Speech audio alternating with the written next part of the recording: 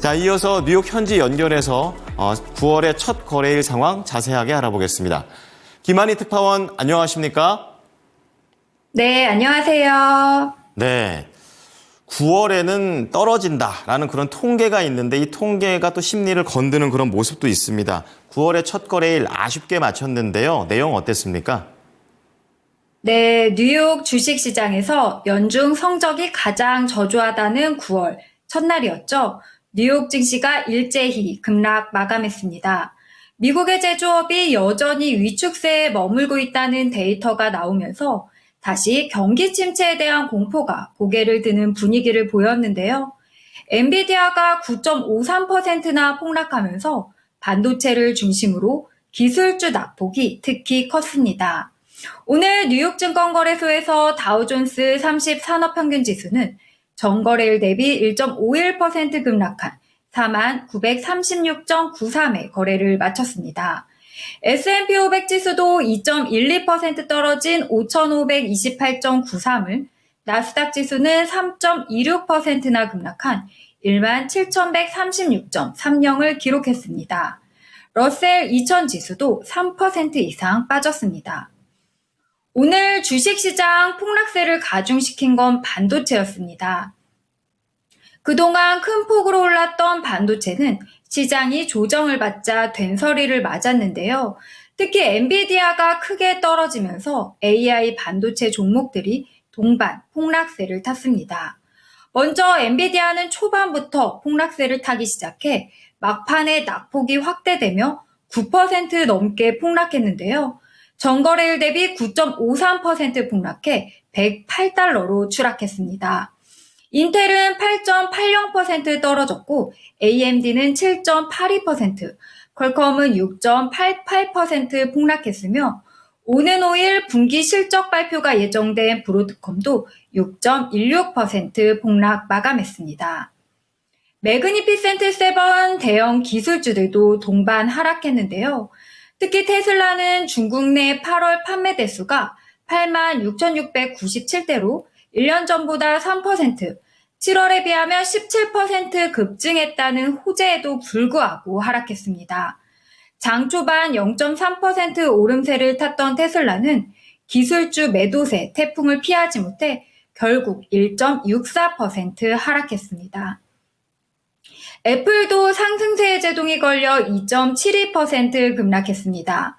마이크로소프트 1.85%, 알파벳은 3.68% 떨어졌고요.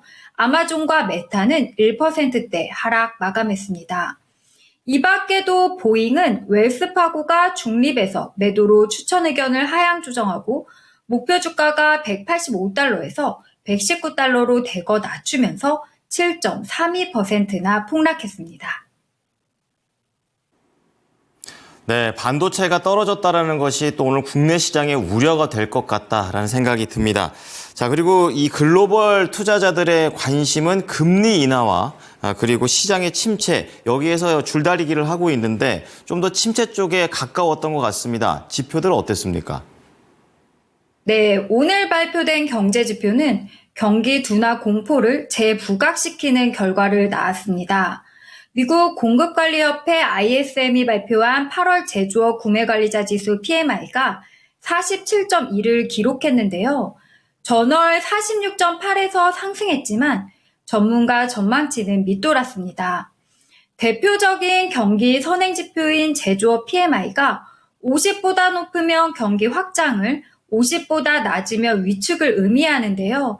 이로써 ISM 제조업 PMI는 5개월 연속 50 미만을 기록하며 미국 경제의 10%를 차지하는 제조업 경기 위축 국면이 지속되고 있음을 시사했습니다.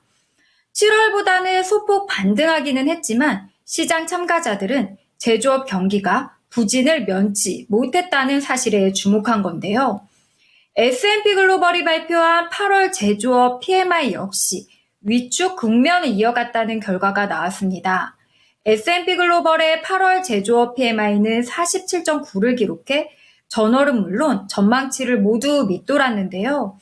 S&P 글로벌 마켓 인텔리전스의 크리스 윌리엄스는 PMI의 추가 둔화는 제조업 부문이 3분기 중반 경제 둔화에 더 큰 걸림돌이 되고 있음을 의미한다면서 이 같은 경기 선행 지표는 이런 부담이 앞으로 몇 달 동안 심화될 수 있음을 시사한다고 진단했습니다.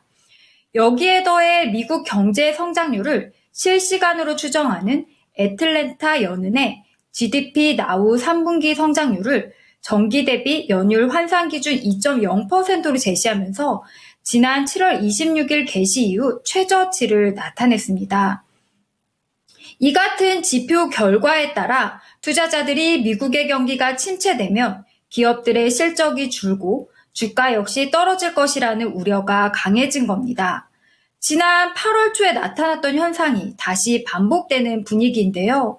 지난 8월에도 PMI를 시작으로 실업률이 4.3%까지 치솟자 경기 침체 우려가 강하게 고개를 들면서 주식이 급락한 바 있었죠.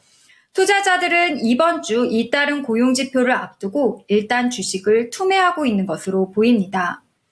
이처럼 경기 침체 우려가 다시 고개를 들자 9월 B컷 가능성도 소폭 올라갔습니다. 패드워치에 따르면 연준이 9월에 금리를 0.25%포인트 내릴 확률은 61%, 0.5%포인트 인하할 확률은 39%로 나타났는데요. 하루 전 집계된 확률이 각각 70%, 30%였거든요. 미국의 경기 침체 우려는 이번 주 발표될 고용지표에서 명확히 확인될 전망입니다. 내일부터 잇따른 고용지표가 발표될 텐데요. 불확실한 고용지표를 두고 지표 하나하나에 일희일비할 가능성이 큽니다. BMO 캐피털 마켓의 이안 리케는 금요일 고용지표가 발표될 때까지 투자자들은 긴장할 것이라고 내다봤습니다.